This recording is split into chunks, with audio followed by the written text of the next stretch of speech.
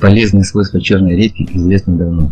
Наверняка многие об этом знают. Чтобы вылечить и избавить малыша от кашля, стоит прибегнуть к помощи этого замечательного овоща. Черная редька содержит эфирное масло, поэтому ей присуще бактерицидное свойство.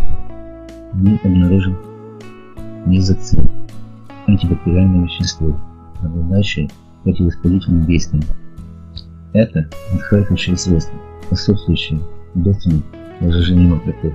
В народной медицине существует несколько способов приготовления лечебных средств из редьки от кашля. Из редьки выжимают сок. Можно добавить немного сахара для улучшения вкуса. Полученный сок дети принимают по 1 чайной ложке 4-6 раз в день.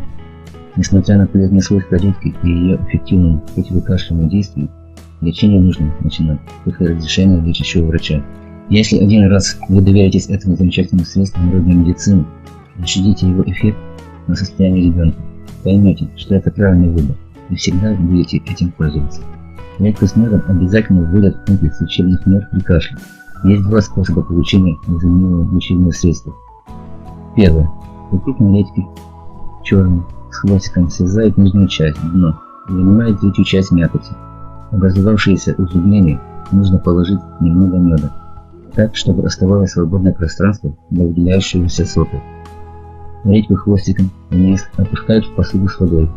Через 3-4 часа можно набирать столовую ложку сок и давать пить больному ребенку. Внутрь редьки повторно можно положить мед для продолжения лечения. Второй способ. 6-8 средних корнеплодов редьки нарезают очень тонкими ломтиками. Щедро посыпают сахаром. Обычно сок выделяется через несколько часов. На один прием достаточно 1 столовой ложки. Даю снадобье через каждый час. Белая и зеленая редька являются более мягким лекарством, в отличие от черной редьки. Зеленые и белые корнеплоды не горькие, более нежные и сладкие по вкусу. Сок белой и зеленой редьки также полезен при кашле, но тоже средство такими же способами, как и с черной редьки.